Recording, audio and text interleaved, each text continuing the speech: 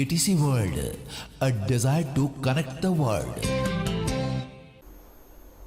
चाह नहीं मैं सुरवाला के गहनों में गूथा जाऊं, चाह नहीं प्रेमी माला के बिंद प्यारी को ललचाऊं, चाह नहीं सम्राटों के सब पर हे हरि डाला जाऊं, चाह नहीं देवों के सिर पर चढ़ूं भाग्य पर इठलाऊं, मुझे तोड़ लेना वनमाली उस पथ पर तुम देना फेंक, मातृभूमि पर शीश चढ़ाने जिस पथ जाए वीर अनेक। तो इसी कविता के साथ मैं आज का क्लास स्टार्ट करता हूँ। हमें उम्मीद है कि आप सब प्रसन्न होंगे, सुखी होंगे, स्वस्थ होंगे और मैं आप सबको फिर से एक बार स्वतंत्रता दिवस की हार्दिक शुभकामनाएं देता हूं। तो सबसे पहले देखते हैं ऑक्सफोर्ड का एक्सरसाइज 21। तो इसमें देखते हैं क्वेश्चन टर्म का प्रयोग किया गया है सेल विल के साथ। तो हमको उम्मीद है कि आप लोग बना चुके होंगे और कहीं से भी समझने में परेशानी नहीं होगी, क्योंकि हम लोग बहुत आगे भी जा रहे हैं और पीछे से इसलिए भी हैं कि जो कमज़ोर छात्र हैं उसको समझने में आसानी होगी। तो इसमें हमने क्या देखा कि क्वेश्चन वर्ड्स को पहले रखेंगे, उसके बाद सेल विल का प्रयोग होगा।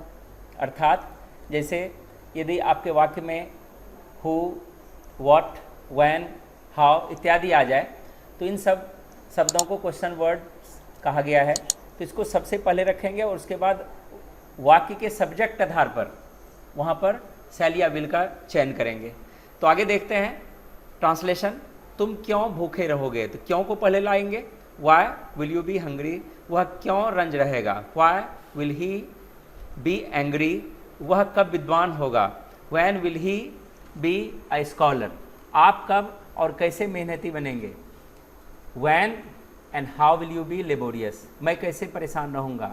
How shall I be worried, यहाँ पर रेस्टलेस भी लगा सकते हैं, एंक्सस भी लगा सकते हैं, या और जो भी आप इस तरह से शब्द जानते हैं, ट्रबल भी लगा सकते हैं। आप लोग क्यों दुखी रहेंगे। Why will you be sorry, वह क्यों किसान बनेगा। Why will he be a farmer, तुम क्यों नेता नहीं बनोगे या तुम क्यों नेता नहीं होगे। Why will you not be a leader, Sita क्यों बीमार नहीं रहेगी। Why will Sita not be ill, वे लोग कैसे दयालु रहेंगे। How will they be kind, अमीर लोग क्यों अमीर रहेंगे। वाई द रिच, इसको फिर से हम यहाँ देखते हैं। Why will the rich be rich, मेरी पत्नी कैसे भाग्यशाली होगी। How will my wife be lucky, वह क्यों तैयार नहीं रहेगा। Why will he not be ready, तुम क्यों दोषी होगे। Why will you be guilty, वह क्यों थकी रहेगी। Why will she be tired, वे लोग कब भूखे रहेंगे। When will they be hungry, मेरा देश कब महान होगा। When will our country be great, मैं कैसे स्वस्थ रहूँगा। How shall I be healthy, वह कहाँ प्रसन्न रहेगा। Where will he be happy, वह कब डॉक्टर बनेगी। When will she be a doctor, मैं कब अभियंता बनूंगा। When shall I be an engineer, वे लोग कैसे नेता बनेंगे। How will they be leaders, आप क्यों एक चालक बनेंगे। Why will you be a driver. तो ये यहाँ तक का अनुवाद था। आप इसको इस आंसर शीट से भी मिला सकते हैं।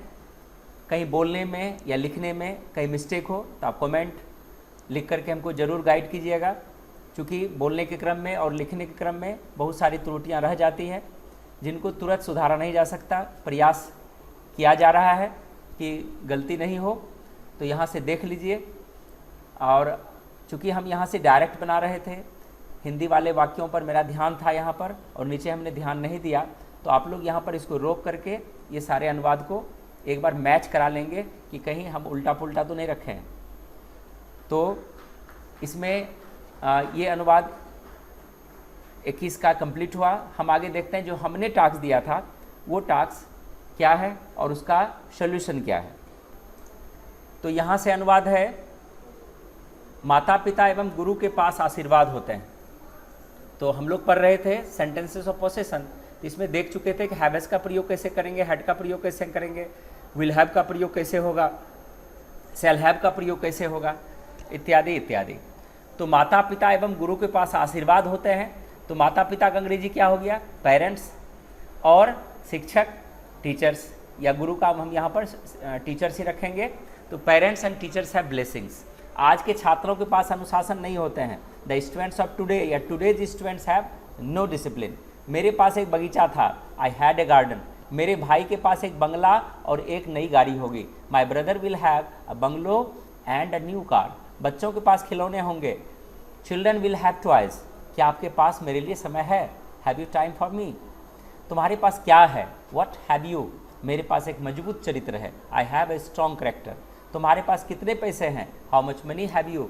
बच्चों के पास पढ़ने के लिए बहुत समय है, children have much time for study. तुम्हारे पास अनुवाद की कौन सी पुस्तक है? Which book of translation have you? मेरे पास अनुवाद की लगभग सभी प्रसिद्ध लेखकों की पुस्तकें हैं। हमको उम्मीद है कि इस अनुवाद में आप थोड़ा बहुत फंस सकते हैं, लेकिन क्या करते हैं, सबसे पहले सब्जेक्ट को लाते हैं, आई के साथ हैव लगा। अब देखिए सभी प्रसिद्ध लेखकों की पुस्तकें, तो all the books of translation, almost of all the famous writers, इधर से लेकर के यहाँ तक इसको रखे। तो I have all the books of translation almost of all the famous writers. तो इसको ऑलमोस्ट लगभग के लिए इस्तेमाल किया गया है। आगे हम लोग प्रीपोजिशन में इसका और प्रयोग देखेंगे और एडवर्ब में भी इसका प्रयोग किया जाता है। तो एडवर्ब भी यहाँ पर है, इसको ठीक से आप प्रयोग करने के लिए सीख जाइएगा जब आगे हम बढ़ेंगे। मेरे पास वह किताब है जिसके पन्ने फटे हुए हैं। तो यहाँ पर आप फिर से रिलेटिव प्रोनाउंस याद कीजिए, उसमें एग्जाम्पल्स हम बनाए थे, बारी बारी से ट्रांसलेशन भी आपको हल करके दिखाए थे। वैसे ये हम दोबारा पढ़ाएंगे, लेकिन फिर भी अब देखिए मेरे पास वह किताब है, जैसे ही जिसके, जो, जिन्होंने इत्यादि आएगा तो समझ लेना है कि उसके पहले जो नाउन रहेगा वह अगर रहा है वे है तो वहाँ उनका अंग्रेजी द ही होगा। तो आई हैव द बुक, मेरे पास वह किताब है, इसको सिंगुलर के रूप में रखा गया है इसलिए द बुक। अगर वे किताबें रहता तो द बुक्स लगा देते। मेरे पास वे किताबें लगा होता तब, यहाँ पर किताब है इसलिए I have the book of which, जिसके।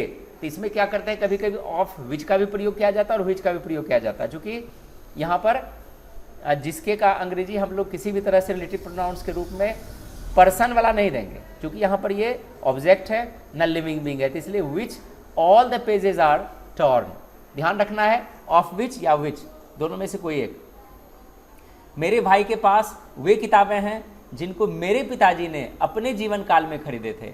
My brother has the books which my father had bought in his life time. ठीक है, मेरे दोस्त के पास सभी प्रकार के अंग्रेजी के शब्दों का भंडार है। My friend has the treasure, और स्टॉक यहाँ पर लगा सकते हैं, तो treasure of all types of English words. ध्यान रखिएगा, इंग्लिश कुछ स्टूडेंट ने छोटी करके भेजा था जो गलत था। इसको लैंग्वेज है, इसको हर जगह हम कैपिटल ही लिखेंगे, पहला अक्षर इंग्लिश का। काश तुम मेरे पास होते, oh that you were before me या विद मी, दोनों में कोई रख सकते हैं। काश उसके पास गरीबी ना होती, oh that he would not have poverty. तो यहाँ पर होता होती का प्रयोग हम बता चुके थे, और इसमें वर का भी प्रयोग होता है, ठीक है, लेकिन नाउन एडजेक्टिव होने पर। यहाँ पर जो है वुड हैव पॉवर्टी, तो हैव लग गया है, तो हैव ये मुख्य क्रिया का रूप ले लिया, तो इसलिए वुड का प्रयोग यहाँ पर होगा। ओ दैट या I wish he would not have poverty. काश सभी लोग अपने माता पिता की सेवा करते, o that everyone would serve his parents. ध्यान रखिएगा, अपना अपनी का प्रयोग हम टेंस में बताएंगे कि सब्जेक्ट के आधार पर कैसे ये चेंज होता है। एक बार हम यहाँ से रिवीजन करना चाहेंगे। यदि आपके वाक्य में कर्ता आई हो तो अपना अपनी का अंग्रेजी माई लिखेंगे, वी हो तो आवर लिखेंगे, यू हो तो योर लिखेंगे, ही हो तो हिज लिखेंगे, सी के आधार पर हर होगा, दे के आधार पर दियर होगा। लेकिन everyone, someone, no one, anyone इत्यादि लगा रहेगा, तो इसके लिए हम हिज का ही प्रयोग करते हैं। तो ये मेरा टास्क था, और यहाँ पर हम नीचे एक अनुवाद दिए थे कि आप, मेरे पास एक गाय है, कितने तरीके से बना सकते हैं, तो अभी तक किसी का नहीं आया। तो हमको उम्मीद है कि मेरे पास एक गाय है का ट्रांसलेशन आप कितने तरीक़ा से बना सकते हैं, आप फिर से व्हाट्सअप करेंगे या कमेंट में आज या जब भी मेरा वीडियो लोड होगा तो वहाँ पर आप जितने प्रकार से भी ट्रांसलेशन बना सकते हैं उसको आप ज़रूर इंडिकेट कीजिएगा। तो एक टास्क आपका था fill in the blanks with appropriate verbs. तो आपको हम ऊपर में कंजक्शंस पढ़ा रहे थे, कंजक्शंस में आपको एंड सिखाए और का प्रयोग सिखाए और वहाँ पर क्रिया का क्या सामंजन था इसको आपको देखना है। तो वैसे ये जो पार्ट है इसमें वर्ब का बहुत बड़ा सहयोग होता है। अगर वर्ब हम ठीक ठाक नहीं समझ पाएंगे तो ठीक से वाक्य को क्रिएट नहीं कर सकते हैं। तो इसलिए ध्यान रखना है कि वर्ब को सही सही तरीके से पुट किया जाना अनिवार्य है। तो यहाँ पर देखते हैं Ram and Shyam is are दिया हुआ है। तो यहाँ पर राम एंड श्याम दो अलग अलग व्यक्ति है, अर्थात यहाँ पर दो व्यक्ति है, प्लुरल है, इसलिए इसके साथ हम क्या लगाएंगे, Ram and Shyam are my own brothers. और इसको पहचानने के लिए अगर आगे जो वाक्य का मुख्य नाउन होगा वो प्लुरल होगा, तो यहाँ पर ब्रदर्स लिखा हुआ है, इसलिए किसी भी हालत में ऐसे वाक्य में इसका प्रयोग नहीं करेंगे। उसी तरह से सीता और गीता फ्रेंड्स, इसमें क्या ट्रिक्स था कि और का जैसे प्रयोग आ जाता है और दो सब्जेक्ट के साथ जुड़ा हुआ हो तो ये देखना है कि और के बाद का सब्जेक्ट जो है सिंगुलर है या प्लुरल है। तो गीताज फ्रेंड्स अर्थात बहुवचन है, तो यहाँ पर क्या करेंगे, तो सीता को भूल जाएंगे, गीताज फ्रेंड्स को ध्यान में रखेंगे, इसलिए यहाँ पर गीताज फ्रेंड्स। तो गीता के पास जो फ्रेंड्स है एक से अधिक है, इसलिए यहाँ पर क्या लगाएंगे, are guilty for this mistake, अर्थात सीता और Geeta's friends are guilty for this mistake. Slow and steady, अब यहाँ पर देखते हैं, ये बताए थे अपवाद में कि अपवाद में कुछ शब्द आपको बताए थे, स्लो एंड स्टडी और बहुत सारे इस तरह के शब्द, जैसे उसमें horse and carriage, rice and pulse, ये सब बताए थे। तो इसके ये जो है कंपाउंड वर्ड्स है जिसका प्रयोग हम सिंगुलर ऑब्जेक्ट के लिए करते हैं। तो slow and steady wins the race, या इसका एक फ्रेज है या इसको प्रोवर्ब बोल सकते हैं। तो उसी का ये एग्जाम्पल यहाँ दिया हुआ है, स्लो एंड स्टडी क्या हो जाएगा, is a very important phrase for everyone. तो उसी का हम काट करके यहाँ दिए थे। तो ये दोनों एक ही चीज़ को दिखाता है। आगे देखते हैं, द हॉर्स एंड कैरेज, फिर वही चीज़ हुआ, एक ही चीज़ को बता रहा है, the horse and carriage is my father's friend.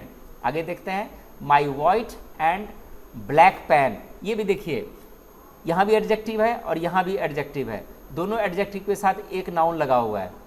तो यहाँ कहने का मतलब क्या है, यदि दो एडजेक्टिव पहले कोई भी मॉडिफायर्स आ जाएगा, जैसे द आ जाएगा या पोसेसिव एडजेक्टिव आ जाएगा, तो ये सिंगुलर ही होगा।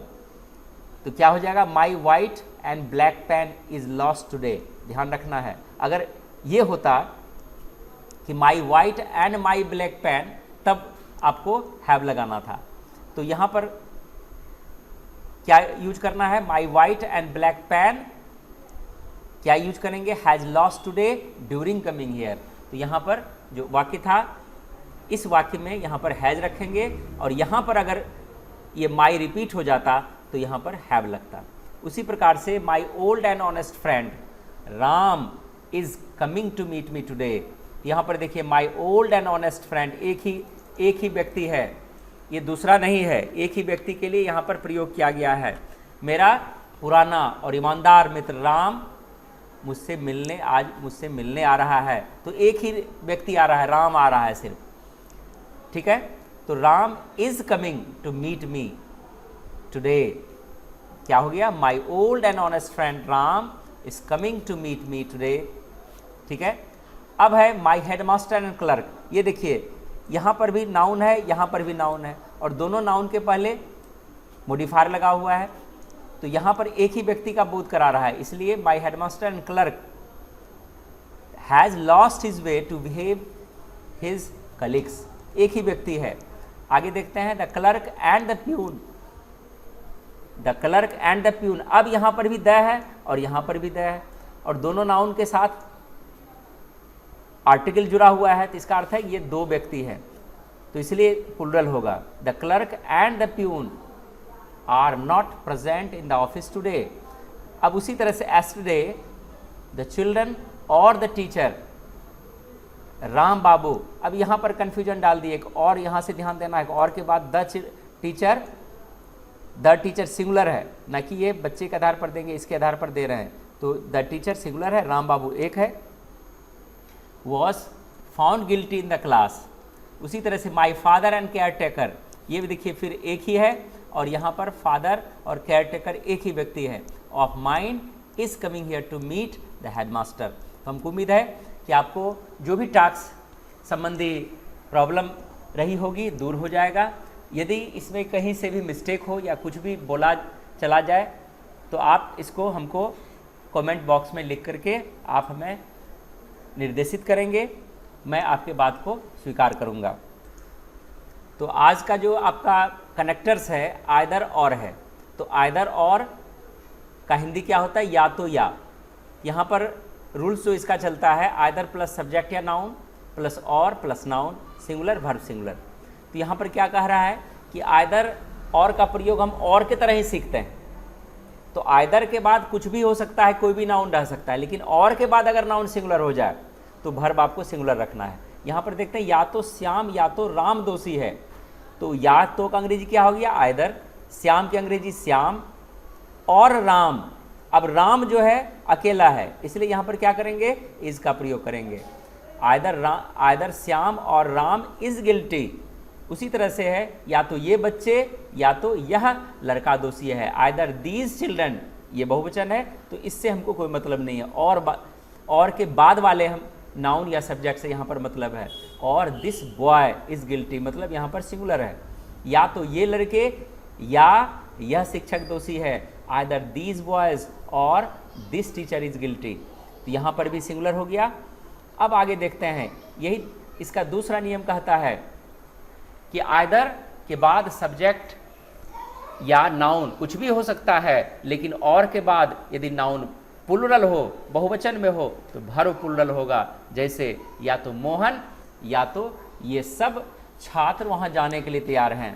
तो ये देखो यहाँ पर या तो मोहन या तो ये सब छात्र, आइदर मोहन और दीज स्टूडेंट्स, आर लगा, क्यों लगा, और के बाद दीज स्टूडेंट्स यहाँ पर बहुवचन है। Are going to, are ready to go there है। या तो यह किताब या ये सब कल में मेरे हैं, आइदर दिस बुक और दीज पेन्स आर माइन। आगे है या तो वह या तुम कायर हो, आइदर ही और यू आर टिमिड। या तो राम या वे लोग अच्छे गायक हैं, आइदर राम और they are good singers. Clear हो गया। तो यहाँ पर क्या ध्यान में रखना पड़ा कि और के बाद नाउन सिंगुलर तो वर्ब सिंगुलर, और के बाद नाउन प्लुरल तो वर्ब प्लुरल। अब देखते हैं नाइदर नॉर। नाइदर नॉर में क्या है, ना या ना तो ना। तो the same above rules will be applied to this also. ऊपर का जो नियम आइदर और का था वही नियम इसके साथ भी लगेगा, अर्थात नॉर के बाद अगर नाउन सिंगुलर हो जाएगा तो वर्ब सिंगुलर हो जाएगा, और नॉर के बाद यदि नाउन प्लुरल हो जाएगा तो वर्ब प्लुरल हो जाएगा। ना तुम कायर हो और ना तो वह कायर है, neither you nor he is timid. यहाँ पर यू नॉर के पहले है लेकिन नॉर के बाद ही है, तो ही जो है सिंगुलर, इसलिए यहाँ भी टिमिड लगा। ना तो सीता और ना तो राम ही दोषी था, neither Sita nor Ram was guilty. ना तो वे लोग और ना तो तुम्हारा दोस्त पागल है, neither they nor your friend is mad. तो क्लियर हुआ। हमको उम्मीद है कि आइदर और का प्रयोग आप लोग समझ चुके हैं। आगे अब देखते हैं कि कुछ कंजक्शंस ऐसे होते हैं जिसमें रूल्स नहीं होता है, जैसा वो है और जैसे ही वाक्य में उसका हम प्रयोग करते हैं एज इट इज़ उसको सिर्फ जोड़ दिया जाता है, और जैसा हम चाहते हैं वाक्य को एडजस्ट करना उस तरह से हम उसको रख सकते हैं, और उसमें कोई भी रूल्स अप्लाई नहीं किया जाता है। तो कौन कौन से ऐसे शब्द हैं देखते हैं। सबसे पहला बट है। बट का क्या अर्थ हुआ, लेकिन, किंतु, परंतु, बल्कि। वाइल और वेयरएज, इसका क्या अर्थ हुआ, जबकि। स्टिल, एट, नेवरथलेस, फिर भी। बिकॉज, क्योंकि। So, therefore, that is why, hence, इसलिए, अतः, अतएव इत्यादि।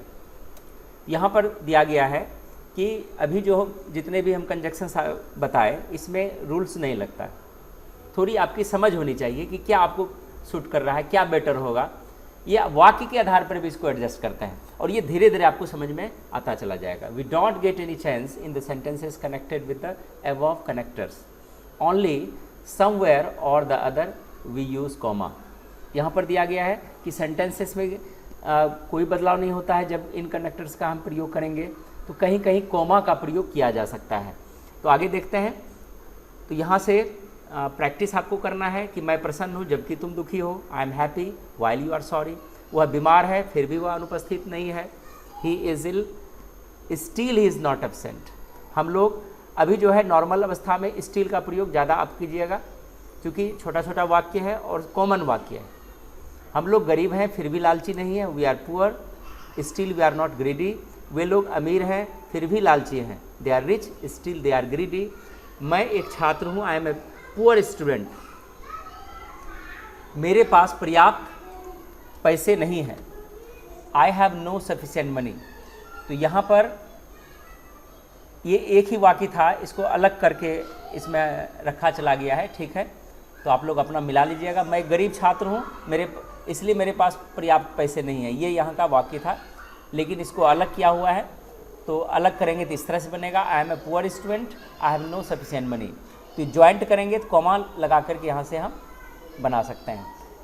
और फिर इसलिए मैं दुखी हूँ, तो इस वाक्य को हम कंप्लीट कर लेते हैं पहले, तब हम आगे आप यहाँ पर देखिए ये वाक्य इस प्रकार से है। तो इसलिए हम नॉर्मल अंग्रेजी क्या लगाते हैं, सो लगाते हैं। लेकिन यदि कुछ तथ्य दिया हुआ हो और उस तथ्य को साबित करने के लिए हमने इसलिए का प्रयोग किया है, तो वहाँ पर हम देयरफॉर का प्रयोग करेंगे। तो देयरफॉर का प्रयोग जैसे ही होगा तो वाक्य में उसके पहले जो भी वाक्य था वहाँ पर फुल स्टॉप लग करके नया वाक्य जो शुरू होगा उसके साथ देयरफॉर लगाएंगे, और ये एक फ्रेश वाक्य चालू होगा, लेकिन इसका कनेक्शन पुराने वाले वाक्य से ही रहेगा। और देयरफॉर का प्रयोग भी जब होता है जब हम कुछ कंडीशंस दिखाते हैं, कुछ आपके साथ शर्त रहता है। यहाँ पर मैं एक गरीब छात्र हूँ, मेरे पास पर्याप्त पैसे नहीं हैं, I am a poor student I have no sufficient money. यहाँ पर हम एक कंडीशन दिखा रहे हैं, इसलिए मैं दुखी हूँ। क्यों दुखी हूँ? कि मैं गरीब हूँ। और क्यों दुखी हूँ? मेरे पास पर्याप्त पैसे नहीं है।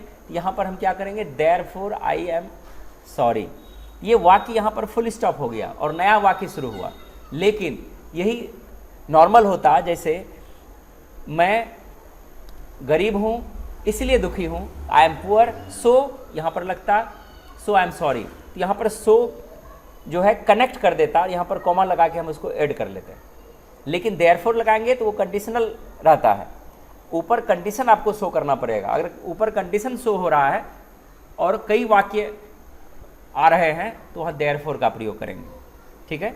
यह एक अच्छी लड़की है, this is a good girl. अब यहाँ देखिए पढ़ने में तेज है, सी इज इंटेलिजेंट इन रीडिंग, इसलिए वह हमेशा प्रसन्नचित्त रहती है, ये भी वाक्य है। तो यहाँ पर भी वाक्य एक ही, यहाँ से जो ये तीन वाक्य दिया गया है ये तीनों का कनेक्शन है, तीनों एक दूसरे का पूरक है, तीनों का एक दूसरे से म्यूचुअल रिलेशंस है। तो इस तरह से हम जो इसलिए यहाँ पर लगाया है तो यहाँ पर देयरफॉर का प्रयोग करेंगे। देयरफॉर दिखलाने के लिए ये वाक्य को यहाँ पर प्रस्तुत किया गया है। यह एक अच्छी लड़की है, this is a good girl, यह पढ़ने में तेज है, या यहाँ पर वह पढ़ने में तेज है। यहाँ यह और वह का अंग्रेजी सेम ही देंगे। अगर आपके सुविधानुसार आपको लगता है कि वह होना चाहिए तो वह हम लगा दिए।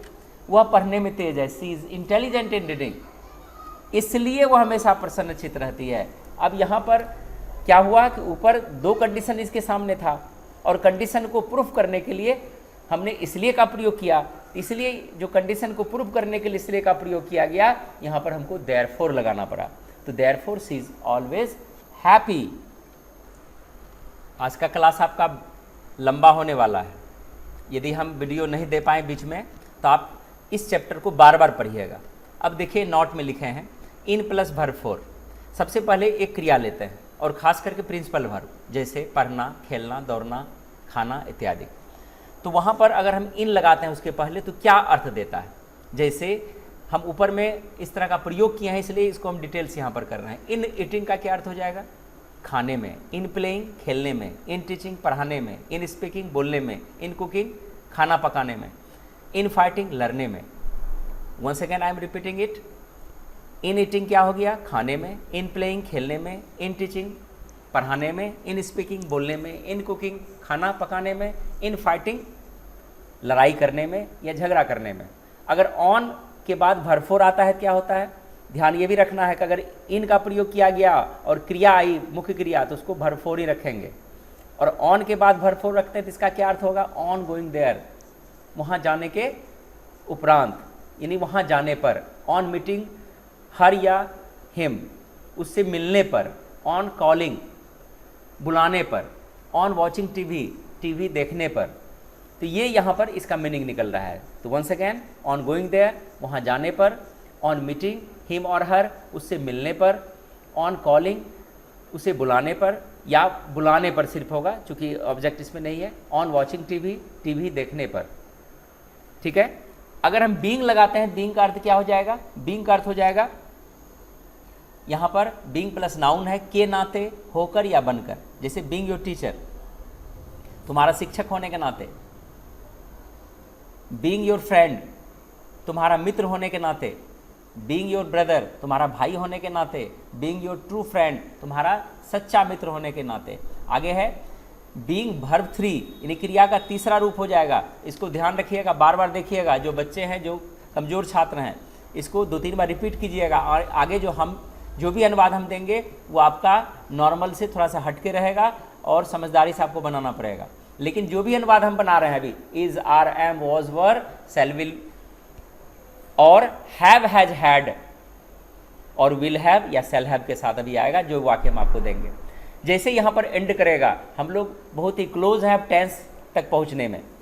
तो आगे देखते हैं बीइंग वर्ब थ्री का क्या अर्थ होगा, बीइंग डिफीटेड।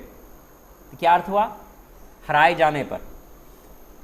बीइंग डिफीटेड यानी हार कर, हराए जाने पर नहीं होगा, हार कर या हारे जाने पर। बीइंग बीटन, पीटे जाने पर। ठीक है। बीइंग टॉट, बीइंग टॉट पढ़ाए जाने पर। पढ़ाए जाने के सेंस में है, चूंकि हिंदी इसका वाक्य पर निर्भर करेगा। बीइंग कॉल्ड, बुलाए जाना, बुलाया जाना भी बोल सकते हैं। बीइंग डेकोरेटेड, सजाया जाना के सेंस में इसका प्रयोग किया गया है। ठीक है। तो ये जो रूप यहाँ पर देता है, ये पेसिव फॉर्म का रूप है। वाक्य के आधार पर इसका मीनिंग हम आगे क्लियर करेंगे। उसी तरह से फॉर प्लस वर्ब फोर हो जाएगा, तब क्या हो जाएगा, तो के लिए का सेंस देगा। फॉर टीचिंग, पढ़ाने के लिए। For living in this expensive town, इस एक्सपेंसिव टाउन में रहने के लिए, जहाँ पर अधिक खर्च होता है आपका। फॉर परचेजिंग बुक्स, किताब खरीदने के लिए। फॉर प्रोवाइडिंग साउंड एजुकेशन, अच्छा शिक्षा देने के लिए। तो ये आपका आज का मीनिंग था। आगे देखते हैं। तो थोड़ा सा यहाँ पर आपको होमवर्क इन करने वाला है, और कुछ हम यहाँ पर दिए हैं। जैसे वाक्य है being a teacher he is happy, और he is happy being a teacher, he is happy to become a teacher. यहाँ पर एक ही मीनिंग इसका निकलता है। Being a teacher he is happy, इसको पहले लेते हैं। शिक्षक के नाते वह बहुत खुश है। शिक्षक बनकर वह खुश है। ये देखिए आगे है he is happy being a teacher, तो सेम वही है। या आप बीइंग अ टीचर बाद में रखिए या शुरू में रखिए, एक ही बात है। और अगर आपको बीइंग नहीं रखना है तो आप यहाँ पर बिकम ए टीचर भी लगा सकते हैं। शिक्षक होकर वह बहुत प्रसन्न है। They are sorry being players, I am very happy being your students. अब यहाँ पर है they are sorry being players, खिलाड़ी होने के नाते वह दुखी है। ये सॉरी वे लोग दुखी हैं, यहाँ पर है कि सब्जेक्ट दे है। आई am very happy being your student, मैं आपका छात्र बनकर या छात्र होकर मैं बहुत प्रसन्न हूँ। ही और सी इज़ वेरी स्लो, आइडल और डल इज ईटिंग, वह खाने में बहुत ही सुस्त है। They are advanced in playing और गेम्स एंड स्पोर्ट्स, यहाँ पर दे सकते हैं वे लोग खेल में बहुत आगे हैं। एडवांस मतलब आगे होना। गेम्स एंड स्पोर्ट्स भी सेम ही चीज़ हुआ, खेलकूद में बहुत आगे हैं। वे लोग खेलकूद में बहुत आगे हैं। तो यहाँ पर गेम्स एंड स्पोर्ट्स ज़्यादा सूटेबल लग रहा है प्लेइंग की जगह। Some people are advanced in speaking, कुछ लोग बोलने में बहुत आगे होते हैं। She is good at cooking, वह खाना पकाने में अच्छी है। You are brave in fighting और क्वारलिंग, तुम लड़ने में बहादुर हो। I have a headache so I am sorry, मुझे सिर दर्द है इसलिए मैं बहुत दुखी हूँ। Being your true friend I am lucky, तुम्हारा सच्चा मित्र होने के नाते मैं बहुत भाग्यशाली हूँ या मैं भाग्यशाली हूँ। By nature man is selfish by nature, मतलब स्वभाव से मनुष्य जो है स्वार्थी प्राणी होता है। तो ये आपका अनुवाद था। यहाँ पर स्मरणीय तथ्य दिया हुआ है नोट में, उसको देखते हैं। वर्ड फॉर्मेशन फॉर एक और pain in any part of the body. हम अपने दर्द, शरीर के अंग में जो दर्द होता है उसको दिखाते हैं, तो इसके साथ क्या कठिनाई होती है इसको हम देखते हैं। यहाँ से यहाँ पर देते हैं name of the body plus एक शब्द जोड़ देंगे, पेन इन लग जाएगा, नेम ऑफ द बॉडी का प्रयोग करेंगे। यहाँ पर तो क्या हुआ, हेड, अगर हमारे सिर में दर्द है तो हेडेक हो जाता है, तो हेड में क्या जोड़ दिए, एक जोड़ दिए। और इसको पूछेंगे headache, what is the meaning of headache in English, तो पेन इन हेड आप बोल सकते हैं। उसी तरह से फिंगर है, फिंगर में उंगली में दर्द है तो फिंगर एक, तो फिंगर एक क्या हुआ, पेन इन फिंगर। आई एक, पेन इन आई, ये इसका फॉर्मेशन है। आगे देखते हैं, तो नोट में आगे दिया हुआ है। अब यहाँ पर all the words added above used with a an article, इसके साथ जो भी वाक्य आएगा यहाँ पर हम इसके पहले ए एन का प्रयोग निश्चित रूप से करेंगे। जैसे मुझे सिर दर्द है, आई हैव हेडेक बोलेंगे तो गलत हो जाएगा, आई हैव अ हेडेक, ध्यान रखना है। यहाँ पर कुछ हम शब्द भी दिए हैं, इसका प्रयोग ट्रांसलेशन में आया है इसलिए आपको ध्यान में रखना है। जैसे बिकॉज ऑफ का प्रयोग करते हैं, के कारण, शॉर्टेज ऑफ, कमी के कारण, वांट ऑफ, अभाव के कारण, लेक ऑफ, इसका भी अर्थ है कमी के कारण, डर्थ ऑफ, कमी के कारण, लेक ऑफ, कमी के कारण। यहाँ पर लेक ऑफ ब्लड दिया हुआ है, रक्त की कमी के कारण, वांट ऑफ गुड टीचर्स, अच्छे शिक्षक के अभाव में, शॉर्टेज ऑफ गुड ग्रेन्स, खाद्यान्न की कमी के कारण, वांट ऑफ करेक्टरफुल टीचर्स, चरित्रवान शिक्षक के अभाव में, डर्थ ऑफ अंडरस्टैंडिंग पीपल, या यहाँ पर सबसे अच्छा दीजिए समझदार लोगों के कमी के कारण, कम्प्रीहेंसिव लगा दीजिए, सबसे अच्छा वर्ड है। डर्थ ऑफ कम्प्रीहेंसिव पीपल, समझदार लोगों के कमी के कारण या अभाव में। Because want of characterful teachers, अच्छे चरित्रवान शिक्षक के अभाव के कारण, ये इसका अर्थ हो गया। टू कॉप विथ, तो टू कॉप विथ का क्या अर्थ हो गया, से सामना करना, मुकाबला करना। यहाँ पर है फाउना, फाउना का अर्थ होता है जंगली जीवन, फ्लोरा का अर्थ होता है वनस्पति, फेस टू फेस, आमने सामने, बिफोर लॉन्ग, शीघ्र,